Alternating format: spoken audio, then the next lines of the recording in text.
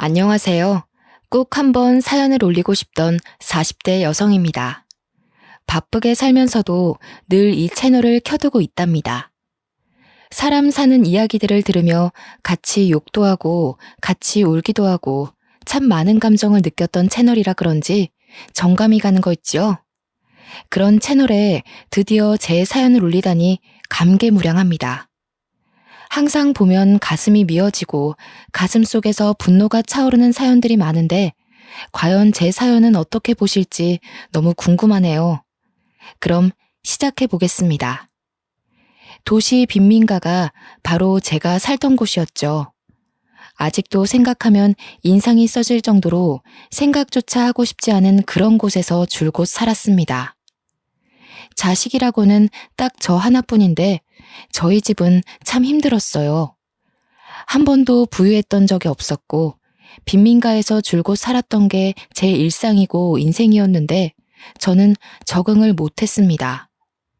그곳에서 사는 내내 무서웠고 싫었고 두려웠죠.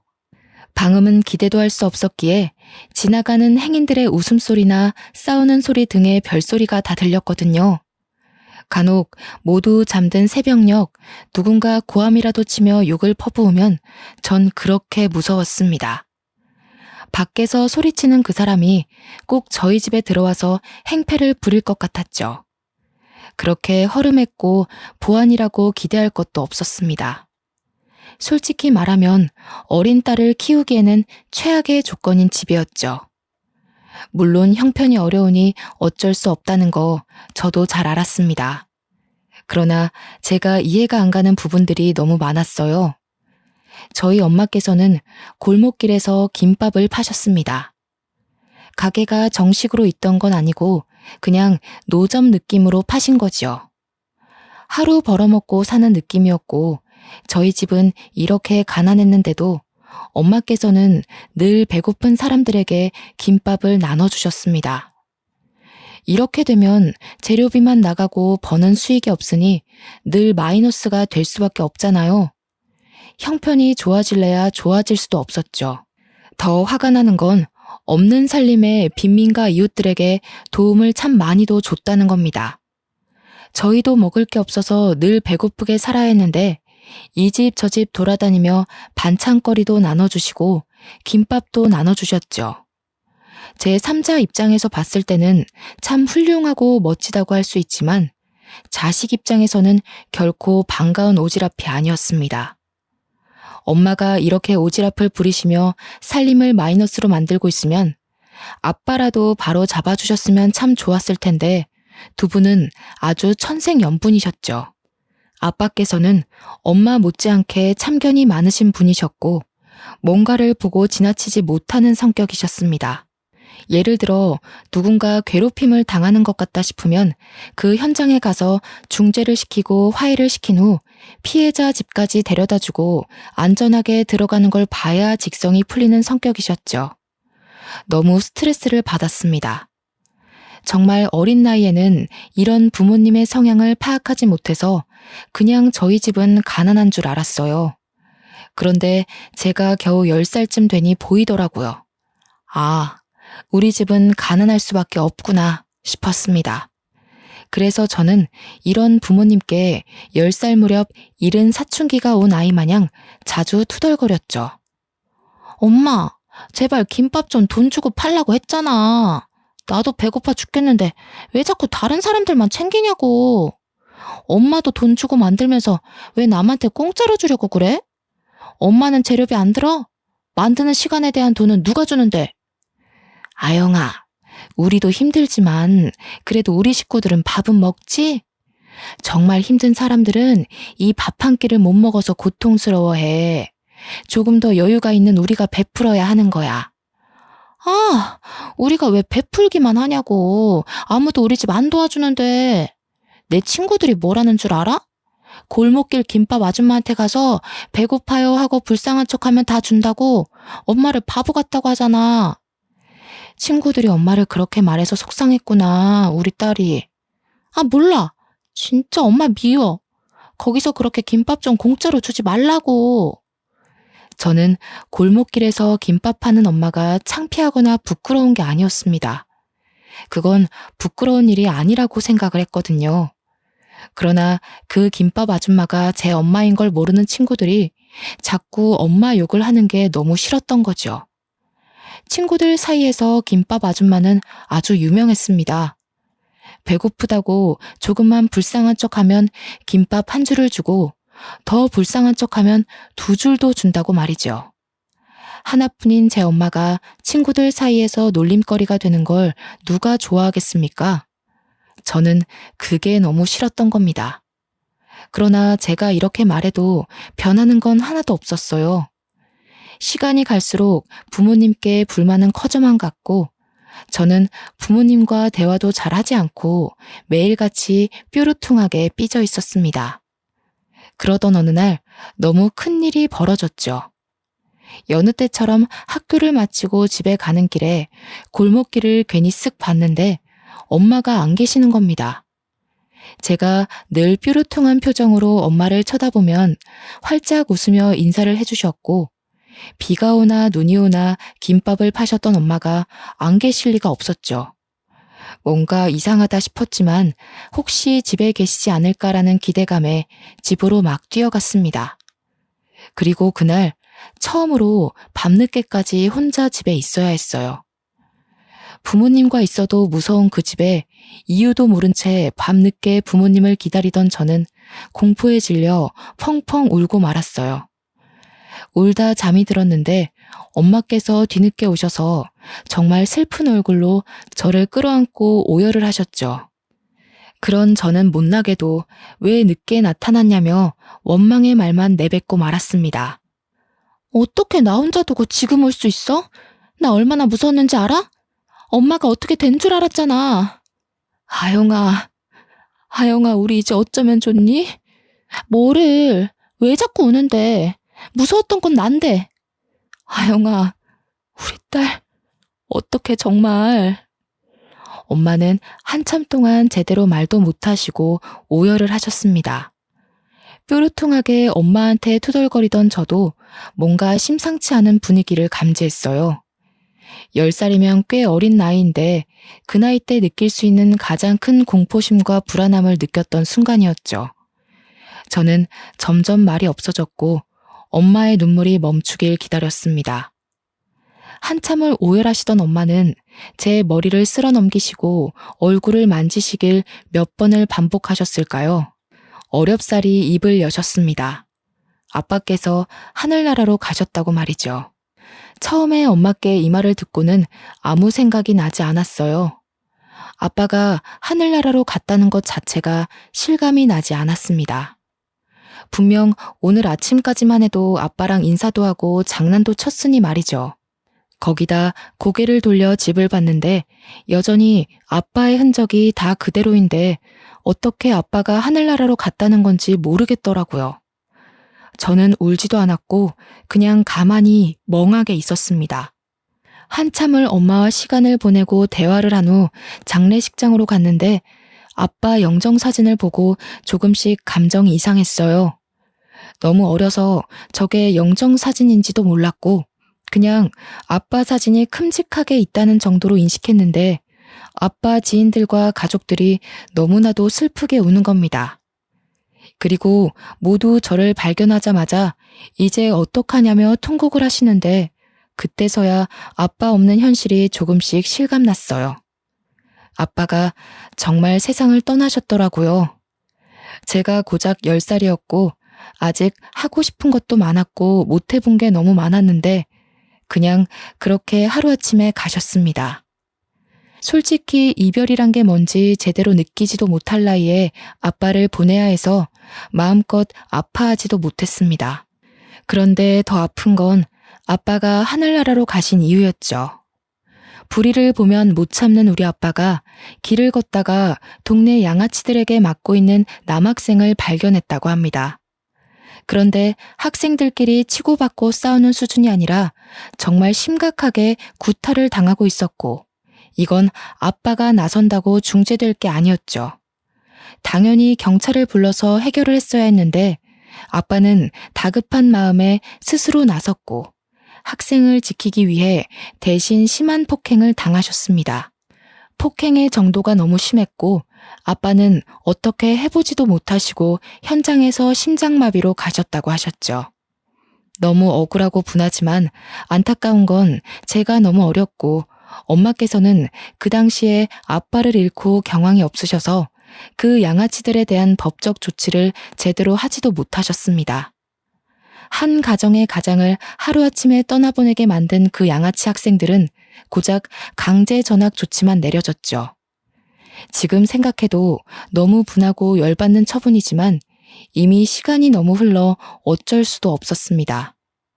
명백하게 사람을 죽였는데 어떻게 강제 전학 가는 걸로 끝이 났을까요? 그들에게 강제 전학은 벌도 아니었을 겁니다. 그저 다른 학교로 가서도 똑같은 짓을 하고 있을 아주 쓰레기 같은 놈들이겠죠.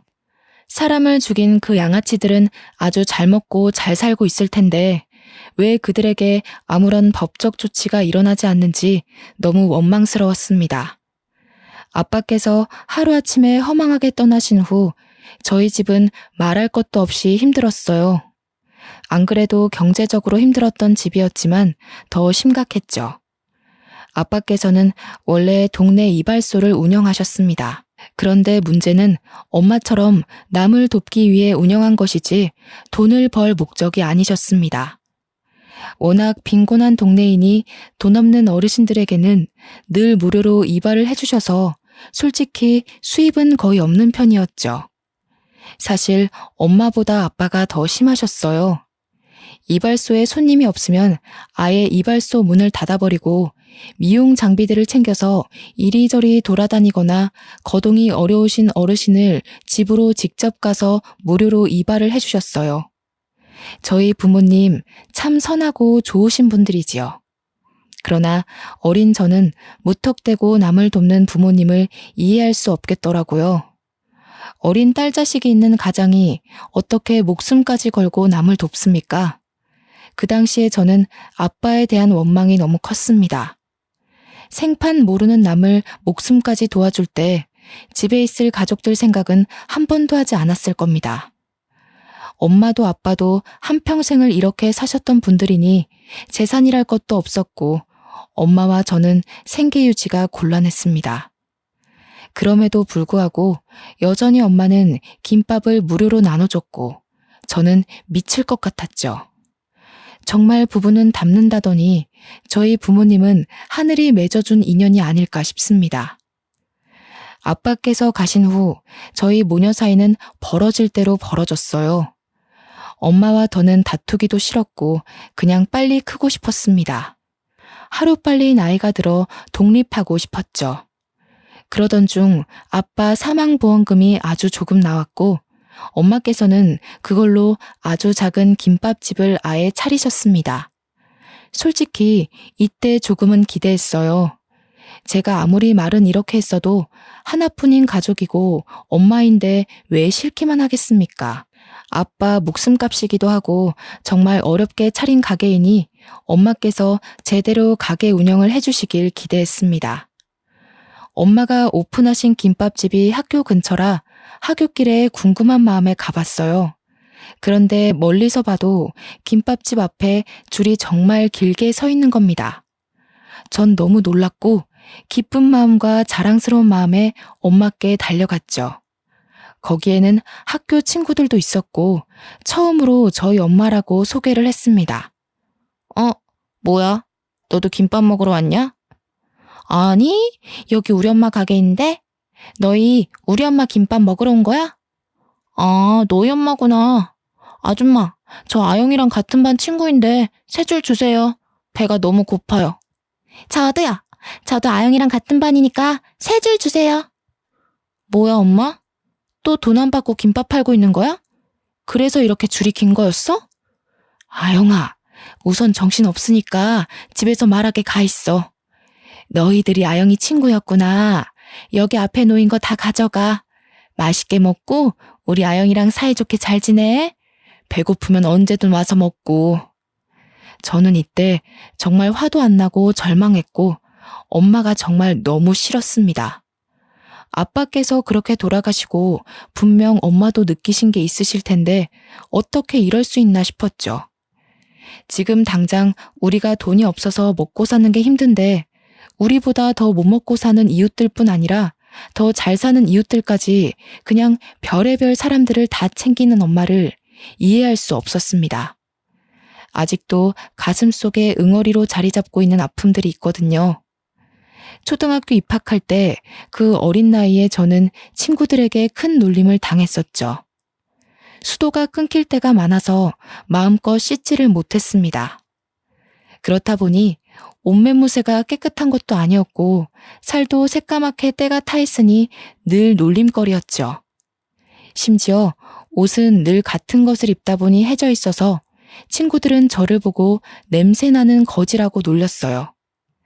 제가 이렇게 놀림 당하는 걸 엄마께서는 알고 계셨는데 우는 제게 이런 말씀을 하셨습니다.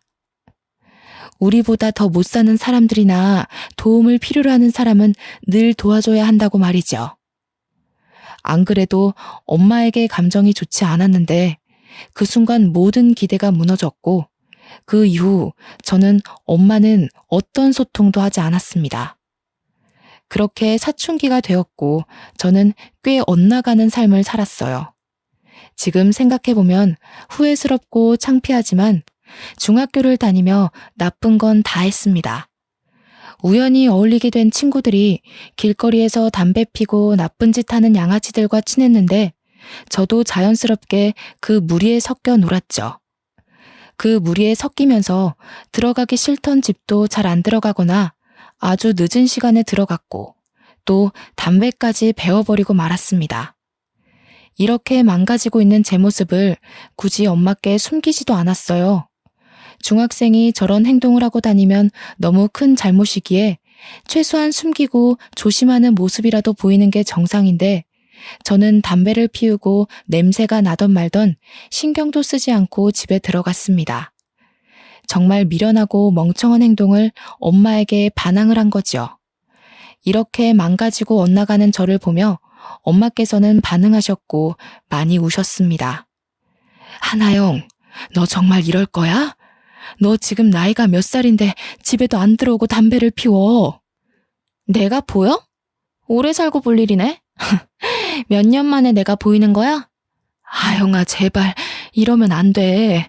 아영아, 착하게 살아야 복이 오는 법이야. 응? 너 정말 아빠도 없는데 너까지 이러면 엄마 억장 무너져 이거사. 이제야 억장이 무너져?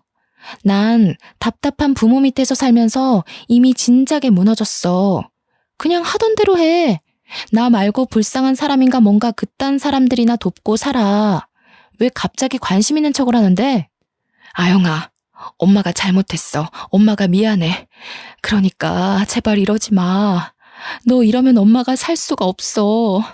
아영아, 딱 한 번만 학생 신분에 맞게 노력해주면 안 돼?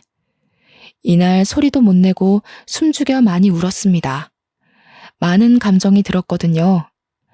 진작에 좀 내 마음을 알아주지 싶은 마음도 있었고 한편으로는 엄마에게 너무 큰 충격과 상처를 준 것 같아서 죄송스러웠죠. 저는 중학교를 다니는 내내 엄마에게 큰 상처를 줬지만 엄마의 말대로 딱 한 번이라도 학생답게 노력을 해보고 싶었습니다. 그래서 고등학교 입학과 동시에 담배도 끊었고 중학교 때 만나던 친구들도 싹 다 연락을 끊었어요. 그리고 이악 물고 공부만 했습니다. 사실 어려서부터 제대로 공부를 한 적이 없어서 너무 힘들었죠. 하얀 건 종이요, 검은 건 글자요. 이게 딱 제 마음이었지만 포기하지는 않았습니다. 열심히 노력을 했지만 성적은 좋지 않았어요. 저는 1학년 성적을 망치고 그때부터는 과목별로 공부할 때마다 모르는 게 생기면 꼭 선생님에게 질문을 했어요. 온종일 물어가며 머리를 싸매고 공부를 했더니 선생님들도 귀찮으실 텐데 오히려 저를 예쁘게 봐주셨고 더 자세히 봐주셨죠. 이렇게까지 머리를 싸매고 이악 물고 공부하던 저는 목표가 있었습니다. 중학교 내내 나쁜 짓 하고 1학년 성적도 망쳤지만 변함없이 제 목표는 의대였죠. 이유는 아픈 환자를 치료해주고 싶은 마음보다는 그저 돈을 잘 벌어서였어요. 지긋지긋한 이 가난을 끊을 수 있는 유일한 직업이라 생각을 해서 저는 꼭 의대를 가야 했습니다.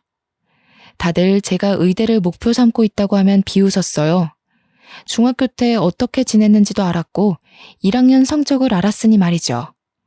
그런데 전 아랑곳하지 않았고 1년 365일 내내 흔들림 없이 꿋꿋하게 공부만 했습니다. 공부를 하면서도 내가 정말 갈 수 있을까와 같은 생각들이 머리에 가득 찰 수 있지만 저는 그런 생각조차 하지 않았어요. 아무 생각 없이 공부만 하는 저를 보며 엄마께서도 묵묵히 케어를 해주셨습니다. 제가 공부하던 이때가 집이 가장 조용했던 시기였죠. 그 흔한 밥 먹어라는 말도 하지 않으셨고 상을 차려두고 조용히 기다려주셨어요. 알아서 공부하다 흐름에 맞춰 밥을 먹고 또 공부를 할 수 있도록 말이죠. 그렇게 공부를 한 결과 제가 머리가 있었는지 정말 남들보다 너무 늦었고 부족한 게 많았는데 수능 성적으로 진짜 꿈에 그리던 의대를 합격하게 되었습니다. 솔직히 저도 놀라웠어요. 공부를 하는 동안 스스로를 의심한 적은 없지만 확신한 적도 없었거든요. 제 합격 결과를 듣고 저희 엄마는 정말 행복에 겨운 눈물을 펑펑 쏟으셨습니다. 엄마, 나 할 말 있는데. 그 결과 나왔지? 우리 딸 괜찮아. 의대만 뭐 대학이야? 그렇게 노력한 모습으로도 엄마는 충분해. 고생했어, 우리 딸. 의대 안 가도 괜찮아? 그럼 엄마가 뭐 아영이 너 의사 만들려고 공부시켰나? 괜찮아, 기죽지 마. 어쩌지? 나 의대 합격이래, 엄마. 나 너무 신기해, 진짜로. 뭐? 그게 사실이야? 세상에, 장하다, 우리 딸. 어휴, 이것 봐. 엄마는 아영이 너가 해낼 줄 알았어. 고생했다, 고생했어. 세상에. 엄마께서 너무 행복한 눈물을 흘리시니까 제가 다 기분이 좋더라고요. 이제 정말 행복한 일만 남았다는 생각에 설레고 기뻤습니다. 남들에 비하면 짧지만 그래도 제 고등학교 시절을 떠올리면 정말 깨어있는 시간 동안 공부한 거 말고는 한 게 없을 정도로 열심히 해서 얻은 결과라고 생각해요. 엄마와도 사이가 좋아졌지만 약간 서먹한 게 있었는데 의대 합격을 계기로 더 친해져야겠다고 생각을 했는데 예상치 못한 일이 벌어졌습니다. 엄마께서는 제게 할 말이 있다며 분위기를 잡으셨고 마주 앉아 대화를 나눴죠. 할 말이 뭐길래 이렇게 분위기를 잡아? 무슨 안 좋은 일 있는 거야? 이거 받아. 500만 원이고 너 자취방 보증금이야. 자취할 곳도 얼른 구하고 등록금도 얼른 벌어. 엄마 왜 그래? 무슨 소리를 하는 거야? 엄마는 너 보증금 500만 원만 줄 거니까 너가 등록금 내고 다니라고. 그리고 자취할 집도 빨리 알아봐야 할 거야. 좋은 집은 빨리 나가거든. 엄마, 진짜 너무한 거 아니야? 말이 아다르고 어다르다고. 우리 집 형편 뻔히 알아서 등록금 내주는 건 기대도 안 했는데 어떻게 이렇게 말할 수 있어? 생판 모르는 남들은 그렇게 잘만 도우면서 하나뿐인 딸은 서울 가서 혼자 살아야 하는데 500만 원 쥐어주고 집도 알아서 구하고 학교도 알아서 다녀라 이거야? 아영아, 엄마가 늘 말했잖아. 생판 모르는 남이 아니라 어렵고 도움이 필요한 사람을 돕는 거라고. 아무튼 그렇게 알고 있어. 엄마는 김밥 재료 준비해야겠다. 저는 너무 충격적이었습니다. 돈을 기대한 건 아니었지만 적어도 딸이 타지살이를 하게 되면 당연히 걱정스러운 마음에 같이 올라가서 집도 같이 알아보고 계약을 하는 게 엄마 마음 아닌가요? 저 당시에 제 마음은 500만 원 쥐어주고 너 살 집까지는 구해줬으니 이제 알아서 살으라고 하는 것 같았습니다. 그래서 너무 서운했고 마음이 아팠어요. 의대는 등록금도 너무 비싸고 심지어 6년 동안 공부해야 돼서 돈이 많이 필요했기에 막막했습니다. 그렇게 꿈꾸던 의대에 합격해놓고 이렇게 슬플 줄은 몰랐죠. 비록 중학생 때 정말 나쁜 행동을 했었지만 고등학생 때 정신을 차리며 의대 합격이라는 기쁨을 엄마께 안겨드리면서 모녀 사이가 많이 회복될 거라고 기대를 했습니다. 그러나 그 말을 듣고 다시 한번 굳게 마음이 다쳤죠. 홀로 서울에 어렵게 터를 잡았지만 당장 먹고 살 게 문제였습니다. 여전히 공부에 손을 놓을 수는 없었고 일은 해야 했기에 너무 막막했어요. 한참을 고민한 끝에 저는 제 학부를 강조해서 고액 과외들만 하며 돈을 벌어서 공부를 했고 정말 힘겹게 의대를 졸업했습니다. 다시 대학생으로 돌아가라고 하면 죽어도 돌아가지 못할 정도로 힘들게 살았죠. 제가 이렇게 사는 동안 엄마께서는 걱정도 하지 않으셨습니다. 한 달에 한 번씩 전화하며 잘 지내냐 물으셨고 잘 지낸다고 말하면 알겠다며 바로 끊는 게 전부였죠. 그렇다 보니 엄마에 대한 애정이 없었습니다. 가족이래 봤자 겨우 엄마 혼자인데도 저는 가족을 챙기지 않았습니다. 그렇게 살다 제가 대학병원 인턴 1년차 때 엄마가 다른 병원 응급실에 쓰러졌다는 연락을 받았죠. 보호자가 저뿐이라 급하게 연락을 받았습니다. 저는 이때 불효녀인 저를 원망하고 또 원망할 수밖에 없었어요. 급하게 엄마가 계신 응급실로 갔는데 피검사를 했더니 간암이 의심되어 정밀검사가 필요하다는 말을 들었습니다. 전혀 몰랐는데 저를 서울로 보낸 후 엄마께서는 극심한 외로움에 매일 소주 한 병씩 습관처럼 마셨다고 하셨죠. 의식이 없는 엄마의 얼굴을 뚫어져라 보는데 제가 무심했던 사이 엄마가 너무 나이 드신 게 눈에 보여 눈물을 하염없이 흘렀습니다. 한참을 울던 중 엄마가 정신을 차리셨고 힘겹게 제게 보고 싶었다고 너무 보고 싶었다며 눈물을 흘리셨죠. 저희 모녀는 대체 왜 이러는 건지, 왜 이렇게 서로 엇나가고 마음을 모르는 건지 마음이 너무 아팠습니다.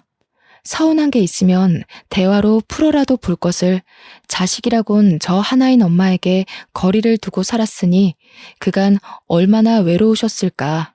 제 행동들이 너무 후회되더라고요. 이유를 불문하고 서울로 모시고 올라와서 이제라도 매일을 함께하며 효도를 해야겠다고 다짐했지만 진단 결과는 좋지 않았습니다. 간암 4기에 이미 폐까지 전이가 되었던 상태였죠. 이 정도면 통증이 말도 못할 정도였을 텐데 그간 제게 말도 하지 않고 버텨온 엄마를 떠올리니 울 수도 없었습니다. 그 아픈 몸을 이끌고 여전히 김밥을 말아서 동네 사람들을 나눠주며 살았던 엄마가 더는 밉지 않았어요. 그냥 이기적이고 못된 제 자신이 미웠죠. 너무 속상한 마음에 또 마음에도 없는 소리를 하며 저도 모르게 엄마에게 언성을 높이며 말을 했습니다. 엄마, 대체 이 지경이 되도록 병원도 안 가고 뭐 한 거야? 이렇게 살려고 연락도 제대로 안 한 거야? 날 이렇게 불효녀 만들고 떠나야 속이 편해? 우리 아영이 고운 거 봐. 우리 딸 잘 사는 거 봤으니 됐어. 엄마는 치료 안 할 거야. 엄마는 병원에서 연명하다 가기 싫어. 너무 슬프지만 의사는 마지막을 준비하라고 했죠. 딸인 제가 의사인데 아무것도 못해드리니 죄책감이 너무 컸고 뭘 해보지도 못하고 엄마 곁을 지킨 지 한 달 만에 엄마는 아빠 곁으로 가셨습니다. 장례를 치르는 내내 울다 쓰러질 정도로 참 많이 울었어요. 못해드린 게 너무 많은 불효녀라 가슴이 찢어지다 못해 숨도 못 쉴 정도로 아려오더라고요. 엄마를 겨우겨우 보내드리고 한동안 정신도 못 차리고 엄마 집에서 지난 흔적들을 보는데 너무 속상했습니다. 여전히 낡은 이 집에서 아빠도 없이 저도 없이 홀로 얼마나 외롭고 쓸쓸했을까 싶었죠. 심지어 정말 많이 아팠을 텐데 그 작은 곳에서 괴로운 고통 참아가며 살았을 엄마를 떠올리니 제 자신을 참을 수가 없었습니다. 엄마 입장에서는 딸 하나뿐인데 그 먼 서울 땅에 홀로 보내면서 얼마나 걱정이 많으셨을까요? 이걸 제가 조금만 더 빨리 알아채고 이해했더라면 엄마를 이렇게 후회 속에 보내지 않았을 텐데 말입니다. 저는 엄마의 장례를 치르고 도저히 서울로 바로 올라갈 수 없었고, 휴가를 낸 후 엄마가 살던 집에서 시간을 조금 보냈어요. 반성도 했고 후회도 하다가 문득 부모님과 함께 행복하게 웃던 저희 가족의 모습이 생각나면 웃다가도 울음을 터뜨리고 말았습니다. 그렇게 겨우 엄마를 가슴에 묻고 하나씩 정리를 했어요. 엄마의 흔적이 남은 김밥집은 팔아버렸고 그 동네와는 아예 영원히 안녕해버렸죠. 가슴에 응어리를 하나 더 품고 서울로 돌아와서 저는 더 독하게 살았습니다. 레지던트 생활을 끝낸 후 이비인후과 전문의가 되었는데 이때 동네 병원을 개원할 수 있었지만 아직 돈이 그렇게 여유롭지 않아서 종합병원에 들어갔죠. 혼자 생활이 점점 익숙해지다 보니 외롭기도 하고 남자를 만나볼까라는 생각이 들더라고요. 마음도 많이 평온해졌고 여유도 생겼거든요. 그래서 소개팅을 많이 했었는데 하나같이 다 별로였습니다. 의사인 걸 알고 나오니 대놓고 얼마를 버냐고 묻질 않나. 제가 의사라서 나온 사람들도 있고 그냥 다 조건 보고 나온 사람들이라 정 떨어져서 싫더라고요. 소개팅도 지치고 힘들어서 연애도 포기하려고 할 때쯤 정말 마지막이라는 생각으로 소개팅을 했는데 거기서 원하는 상대를 만났습니다. 그 남자는 변호사였는데 돈을 많이 벌어서 그런지 소개팅 내내 제 재산에는 전혀 관심이 없었고 그저 매너 있고 아주 젠틀한 남자였습니다. 이 남자와 호감을 갖고 잘 만나다 결국 연애를 시작했는데 얼마나 사람이 진중한지 손도 한 달 만에 조심스럽게 잡더라고요. 그렇게 1년을 만나고 남자친구와 결혼을 다짐했습니다. 외로운 내게도 드디어 가족이 생긴다는 기쁨에 묘한 감정이 들었는데 변수가 있었어요. 예비 시모가 아주 심상치 않은 사람이었죠. 예비 시모는 제게 대놓고 본인 집안은 남부러울 거 없는 집안이라는 걸 강조했고 개원한 의사도 아닌 고하면 숙이고 들어와라며 눈치를 주셨습니다. 몰랐는데 아주버님이 검사고 예비 남편이 변호사인 법조인 집안이었습니다. 예비 시부는 고위 공직자였다가 퇴직하셨고 시모랑은 이미 이혼하시고 지금 시모는 재혼을 하신 새어머니였죠. 한마디로 제게 눈을 부라리며 뭐라고 하던 예비 시모는 새어머니였습니다. 예비 시모는 솔직히 정말 너무 사치스럽고 싸 보였어요. 명품으로 도배를 하고 향수 냄새가 아주 진동을 하는데 첫인상이 아주 별로였죠. 심지어 예비 시댁 집안에서 아무도 제게 뭐라고 안 하는데 보잘것없어 보이는 예비 시모만 자존심 세워가며 제 길을 누르려 애썼습니다. 그러나 저는 절대 쉽게 지지 않는 성격이라 굳이 남자친구에게 말하지 않고 예비 시모를 상대해주고 있었죠. 이런 제 모습에 열받았는지 하루는 저를 고급 레스토랑으로 부르더라고요. 기꺼이 그 고급 레스토랑으로 가드렸죠. 어머, 눈이 왜 그렇게 동그랗니? 아, 하긴 너 같은 고아 출신이 이런 고급 레스토랑에 발길이나 해봤겠니? 다 내 덕인 줄 알아. 아, 네. 음식은 내가 알아서 시켰어. 어차피 넌 고아 출신이라 메뉴판 봐도 모를 것 같아서. 그나저나 없이 산 사람들이 이런 곳에서 밥 먹으면 체한다던데. 너 뭐 소화제라도 먹어야 하는 거 아니니? 저기 어머님, 저 이미 여기 수차례 와봤고요. 이 코스 얼마나 한다고 그러세요? 저 의사예요, 어머님. 버는 돈이 있는데 고작 이런 걸로 덜덜 떨겠어요? 그리고 말끝마다 고아 출신 하시는데 제가 반대로 어머님한테 새어머니라고 하시면 좋으세요? 뭐야? 너 미쳤어? 새어머니? 너 이거 감당해야 할 거야? 감당이라... 뭐 고자질 하시게요? 하세요. 상관없거든요. 못할 말 뱉으신 건 어머님이니까 전 괜찮아요. 참고로 이 대화는 녹음했으니까 수정하지 마시고 있는 그대로 고자질하세요, 어머님. 말끝마다 고아라고 말하며 무시하는 예비 시모에게 그대로 되갚아주자 제 얼굴에 와인을 확 뿌리며 소리를 지르더군요. 순식간에 주변 사람들 모두 웅성거리며 시선이 집중되었지만 아랑곳하지 않고 끝까지 까랑까랑하게 말씀하셨죠. 야, 고아 따위가 어디서 감히 자존심을 세우고 있어? 내가 너보다 훨씬 오래 살았는데 감히 너 따위가 누굴 가르치고 있어? 너 의사 배지 달면 뭐 인생이 바뀔 줄 알았어? 착각하지 마. 그래봤자 넌 부모도 없고 쓸모도 없는 고아년이야. 겸상해주니까 이게 기어오르고 있네. 그때 레스토랑 주인이 갑자기 제게 다가와 말을 걸었습니다. 저 말씀 중에 죄송하지만 혹시 한동현 씨 딸 하나영 씨 맞으세요? 네, 맞는데 저희 아빠 이름을 어떻게 아세요? 맞구나. 아영이 정말 반갑다. 아니, 그나저나 어쩌다 이런 수준 떨어지는 여자랑 겸상을 하고 있는 거야? 저에게 아버지 성함을 묻고는 갑자기 저한테 아는 체를 하시더라고요. 너무 당황스러웠는데 얼굴을 자세히 보니 20여 년 전 저희 아버지가 살려준 학생의 아버지더라고요. 그때 아버지 장례식장에 와서 하염없이 눈물을 쏟으며 너무 감사하다고 이 은혜를 어떻게 갚아야 될지 모르겠다던 아저씨였어요.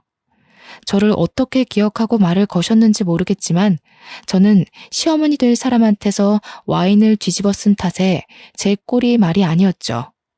아저씨는 제게 깨끗한 수건을 가져다 주시고는 예비 시모에게 당장 경찰 부를 테니 영업 방해죄로 신고하겠다고 으름장을 놓으셨어요.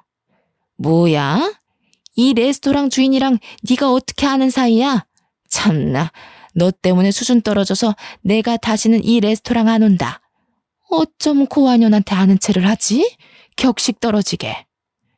이 여자 한동안 조용하더니 어디서 또 영감 하나 잘 물었나 보네. 당신 2번 다시 내 가게에 얼씬도 하지 마. 당신같이 늙은 남자 등쳐먹고 사는 인간들 대접하려고 최고급 재료들로 엄선된 요리 제공하는 거 아니니까. 당신은 저기 밑에 편의점에서 라면이나 먹지 그래? 아참, 그리고 내가 이미 경찰 불러놨으니까 조서 쓰러 갈 준비나 해. 레스토랑 주인 아저씨의 말에 시모는 얼굴이 새하얗게 질려서 계산도 안 하고 황급히 도망쳤습니다. 격식 떨어지는 발걸음으로 말이에요.